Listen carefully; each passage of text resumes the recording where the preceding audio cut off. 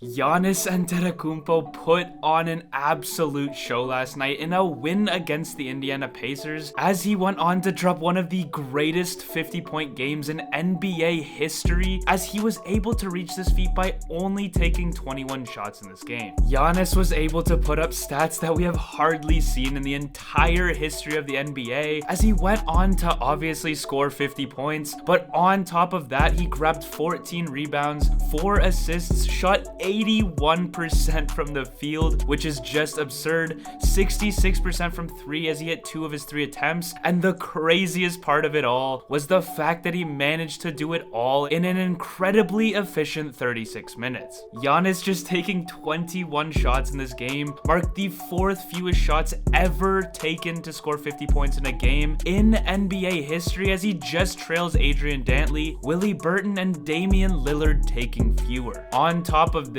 Giannis just became the 3rd player in NBA history to score 50 or more points, grab 10 or more rebounds while shooting over 80% from the field, as the only 2 other guys to accomplish this were Karl Malone and Wilt Chamberlain. What he's been able to do so far this season speaks for itself on the level of play that Giannis is at the all-time level, and last night was no different, showing us that Giannis Antetokounmpo is seriously one of the most dominant players the NBA has ever seen, and it is now time we talk about this subject more often. Also, only a small percentage of people who watch my videos are actually subscribed, so if you end up liking this video, consider subscribing. It's free and you can always change your mind. Enjoy the video. The MVP race this season is as exciting as it has ever been, with 3 candidates who have put up resumes to seriously be considered to win the award, and Giannis finds himself directly in the middle of that mix, right beside both Nikola Jokic and Joel Embiid. If Giannis were able to finish the season playing like he's shown us over the past couple of games, and the Milwaukee Bucks finish very close to the top of the Eastern Conference, there's no doubt he has a great chance to win, and on top of that, playing at that kind of level will give the Bucks a great chance to become back-to-back NBA champions. There is also no doubt in my mind that Giannis has the ability to play at that level and come away with his 3rd MVP trophy, and if he were able to do that, well, he'd be putting his name on a list of just 8 other players who have 3 or more MVPs, and just have a look for yourselves the other names that find themselves on this list, as it goes without question, every single one of these guys are either current or future Hall of Famers. Giannis now finds himself as the NBA's leading points per game scorer, and just 0.1 points per game off of his career high. He's 7th in rebounds, 20th in assists, 12th in blocks, 11th in field goal percentage, and out of the other 2 MVP candidates, he plays the least amount of minutes out of all of them. And what I'm wondering from you guys is who you think is going to come away with the NBA's MVP trophy, so let me know down below in the comments. With him playing at the level that he's at, the Bucks find themselves as one of the main championship contenders, especially after winning the trophy last season, but this team could potentially be even better than where they were last year because of 2 simple improvements Giannis has made that have been made evident over the past couple of games. Over his last 5, Giannis has been shooting over 50% from the 3-point line, and I do think that this is obviously the worst part about his game, and every NBA fan knows that if Giannis is able to figure out his jump shot and develops a consistent 3-point shot, that's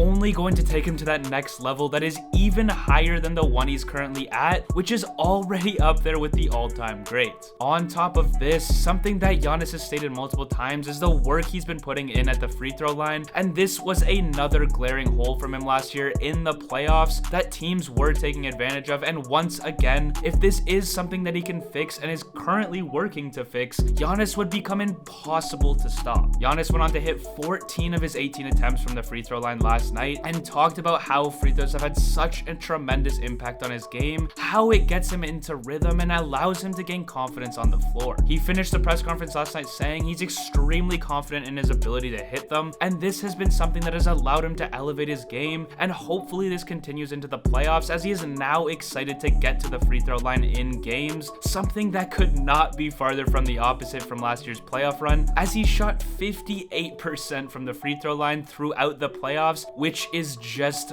horrendous. Although the extreme bright side to this is that Giannis is averaging the most free throws attempted in his career, and he's been able to hit 72% of those attempts on the year, which is already a massive jump from the season before. before. We all know just how good Giannis is and has been, and the fact that he is a superstar of his caliber means that there is no question he can carry the Bucks to win a championship this year, as the NBA is a league where if you have that kind of talent, anything is possible in the playoffs. On top of this, the surrounding pieces around him are up there as one of the best supporting casts around a star, and if you want to know more about that, be sure to check out one of my recent videos where I did an analysis on the entire Bucks roster this year. However, I have yet to talk about the most recent addition that the Bucks have made during the trade deadline, and that was to acquire Serge Ibaka, which is looking to be an incredibly solid move, considering Ibaka is going to fill in for that crucial bench center role that the team needs with Brook Lopez out with injury. Time will tell just how good Ibaka is going to be off the bench, as he is a lot older than when he was in his heyday, yet he has championship experience with the Raptors. He's been a strong interior defender his whole career. He's been very efficient in his small role, both from the field and from three, and is practically exactly what the team needed coming off the bench. This Bucks team is 100% going to make another push this year in the playoffs. Let me know just how good you guys think this team is going to be when they have to play some of these strong Eastern Conference teams in the playoffs. And as always, if you guys enjoyed this video, be sure to leave a thumbs up to help the video get shared along YouTube's algorithm, and subscribe to my channel if you want to see more NBA videos like this one that I will be posting multiple times per week. Thank you all for watching, and I hope you all have a great night.